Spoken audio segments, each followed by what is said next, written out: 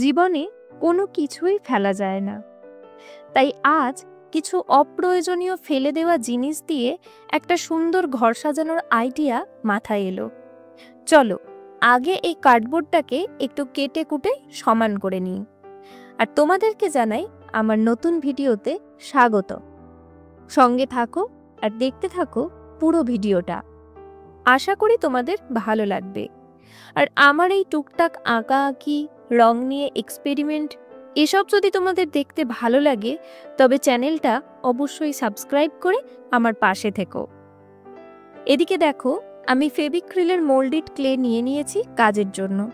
এখন পরিমাণ মতো নিয়ে রেজিন ও হার্ডনারটা খুব ভালোভাবে মিশিয়ে নেব। একটা কথা বলতেই পারি, তোমরা যারা প্রথম ক্লে নিয়ে কাজ করবে ভাবছো, তারা আমার এই ভিডিওটা মন দিয়ে পুরোটা দেখো। কিভাবে ছোট ছোট ফুলের পাপড়ি, গাছের পাতা ইত্যাদি বানানো যায় সেটা কিন্তু তোমরা খুব সহজেই শিখতে পারবে। আর আমি চেষ্টা করেছি যতটা সম্ভব ডিটেলসে এই ভিডিওটা বানানো যায়।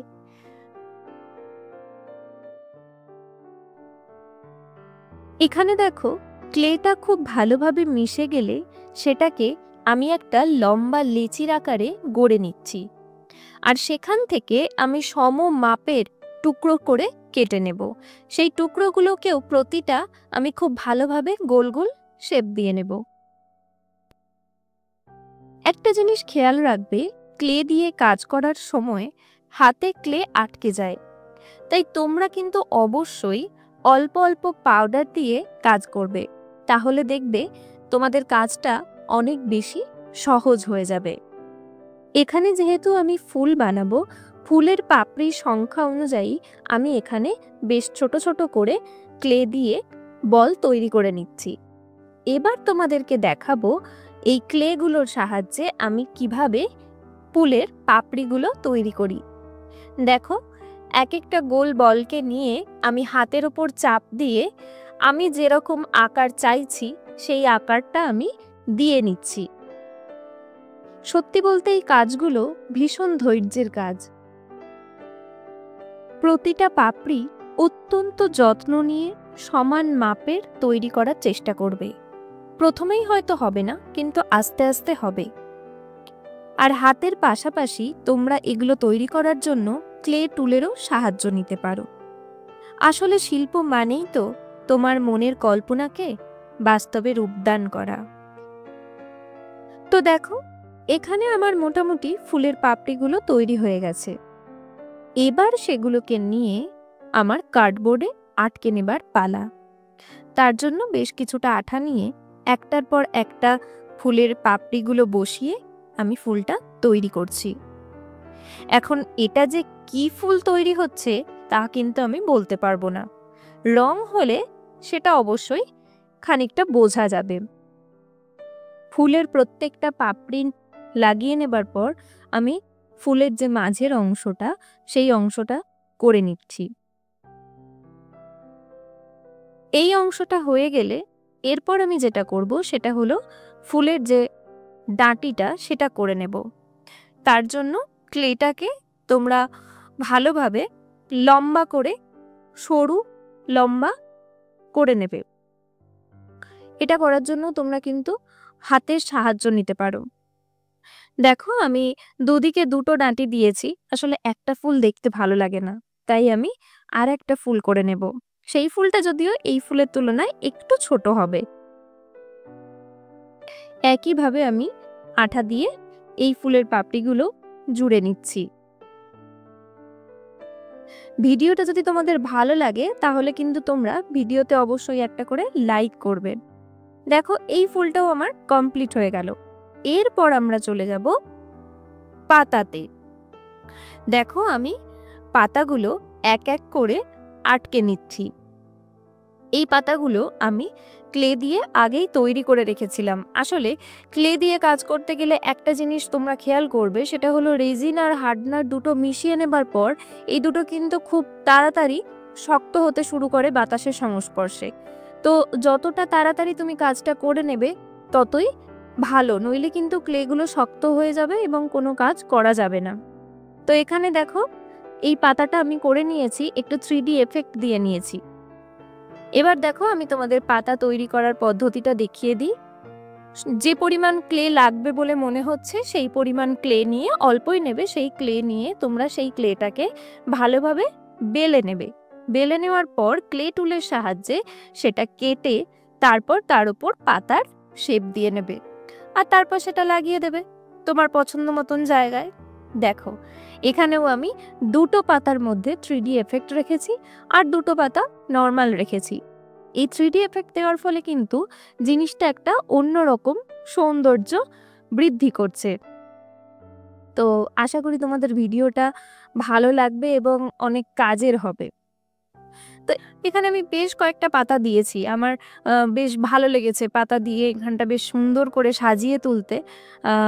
মনে হয়েছে একটু ভরাট ভরাট লাগবে, তো সেই কারণে আমি বেশ অনেকগুলো পাতাই এখানে দিয়ে নিয়েছি।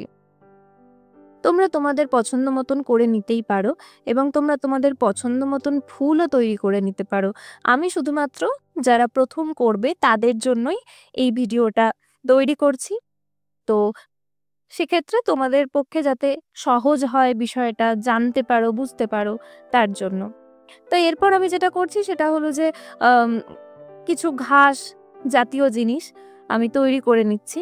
দেখো সেক্ষেত্রে খুব বেশি খাটনির কাজ না, এটা জাস্ট ক্লেগুলো নিয়ে তোমরা আঠা দিয়ে লাগিয়ে দেবে এবং তারপর ওই ক্লে টুলের সাহায্যে সেটা বিভিন্ন আকার দিয়ে নেবে। দেখো ভালো করে আমি কিভাবে তৈরি করছি।